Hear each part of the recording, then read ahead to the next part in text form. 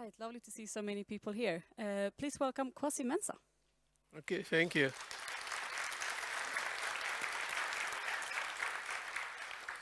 Okay, thank you all for coming, and I appreciate. I think we need a bigger room, unfortunately. This is what we have. Okay, so the topic is Java V2 thread and pipeline database operations. Our disclaimer. Okay, I work for Oracle, so I need to tell you that. Okay, so I will explain what are pipeline database operations. It's a feature of the Oracle database. It's a new feature. And I will explain how Java can leverage this feature. Right. Okay. Okay, so what are pipeline database operations? Traditionally, without pipelining, when you issue a request to the database, you wait for the database to process, the response comes back, and then you issue another request, and you wait, database processes, returns, back and forth. So it's a request response traditionally. With pipelining, you can issue a request and it returns immediately without waiting for the server to process the request. Okay, so you're gonna queue risk work at the server side while the client can be issuing additional requests. So you can issue many requests to the database without waiting for the request to complete. So that's database pipelining. It's simple to explain now. How do you leverage that in Java and different languages? That's the main topic. Okay. Unfortunately, in 15 minutes, I mean 13 now, I cannot really go into all the details, but I will only zoom on how to use reactive streams to support database pipelining, because let me go back to the slide. You can notice that in order for the client to return immediately, you need an asynchronous mechanism, right? So which asynchronous mechanism do we have in Java? We have the reactive libraries. Java virtual thread are not reactive. You know, they are not asynchronous, but I'll show you a technique that you can use Java virtual thread and pipelining database operation. Okay, so this is an example using Reactor. Reactor is a reactive streams library. And in this example, we have we have a flux and a mono. A flux is for the select. The select statement return several rows. Okay. So first of all, we get a connection. We get a prepared statement from the connection to process the select statement, right? So from that, we take a mono and the from method of the mono, we give it the publisher, and from the publisher we get a result set. That result set will have several rows, so we will use a flat map many.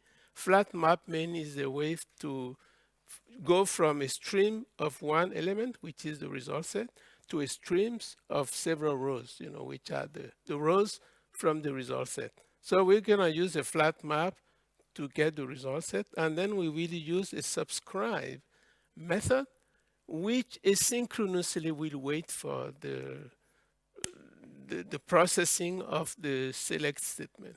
Okay, so it will get the results when it's ready through a callback mechanism. That's how reactive streams work. So that's the example with the select statement. At the bottom of the slide, we have an example with an insert statement.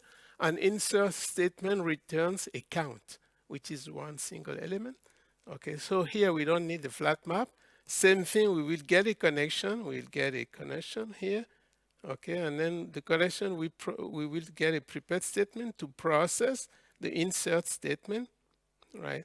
So here we have a mono, we give it a publisher, we close, we release the resource, and we invoke the subscribe method, which will return the count element to the requester.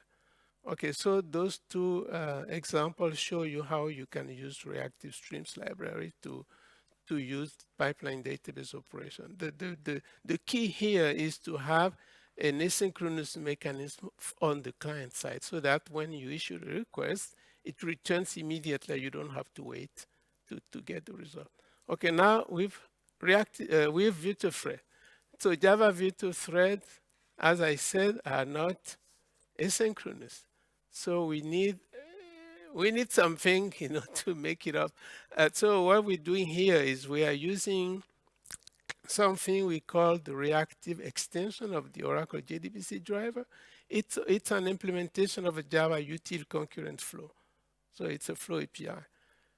So what we're doing here is we're getting a flow publisher at the top, and we are unwrapping the connection to access the extension. To get to the extension of the driver, you need to unwrap the connection object. Okay, this way we can use the method of the extension. Here we have the execute update async oracle. Okay, you can see that those are mapped like the JDBC API. In JDBC's standard JDBC, you have update, you have execute update, you have execute insert, you have execute query. The only thing we did is add async oracle.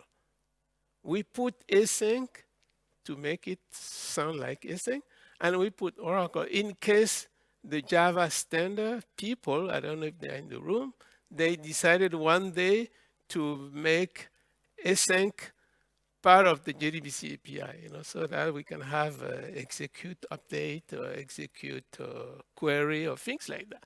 So we put Oracle as a sort of precaution in case they decided to have a standard mechanism. Anyway, so what is happening here is that we are invoking the execute update async Oracle to process the delete statement. It will return immediately, and we can issue another statement. Here we are getting the flow publisher. We are invoking the insert statement and execute update async here. It will return immediately. We invoke the execute query async oracle here for the query. It will return immediately. So these are sort of using the reactive extension because we don't have async mechanism with virtual thread. Now here, starting from here, we are using virtual thread, right? So virtual thread, you can block as you want because we are not wasting OS threads, right? So we can block. Here we are blocking. We have this publisher here, the delete statement on the top, and we block until the request is processed and give back the result set to the program. Okay, and we are doing the same thing for the insert and same thing for the query. Okay, because those are cheap, virtual threads are cheap, so we can afford to block and wait for the response to come back. Okay, in a nutshell, because I only have 15 minutes, that's how we are using virtual threads and pipelining database operations. So we use reactive extension on any reactive mechanism for the first part where you issue the request and you return immediately, but then you wait. We don't need to use async mechanism with virtual thread. That's why we block. We block on the invocation. So this way, no harm is done. Okay, I have 5 minutes left. We are also supporting that with the standard batch API.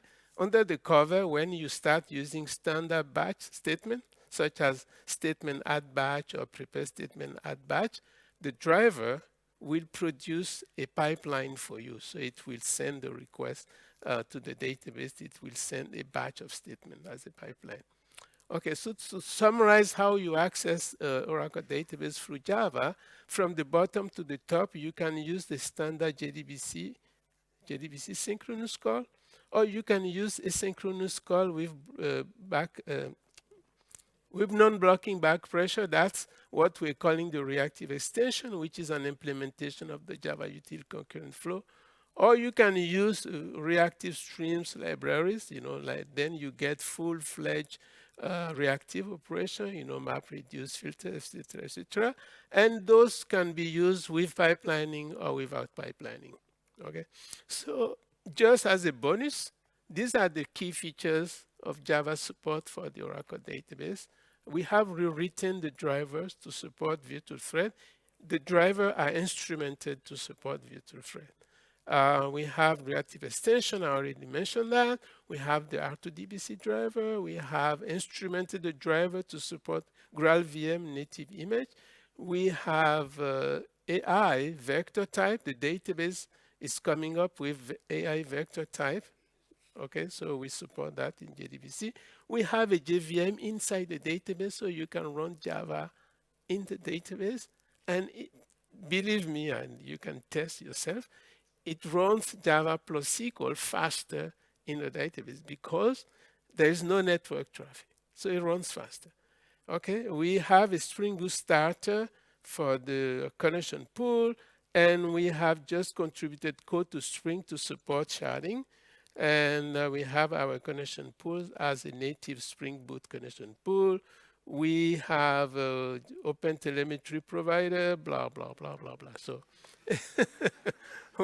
now it's to show you that beside the Java SC, the JVM, we do support Java really strongly in the Oracle database. Okay, so that's what I can say in 15 minutes.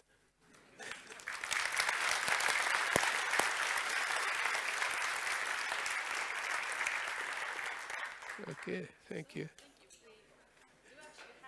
Minutes. Oh, We have 3 minutes if someone wants to ask a question. No? 3 minutes, no question. All right. Okay. Thank you very much, Okay. everyone.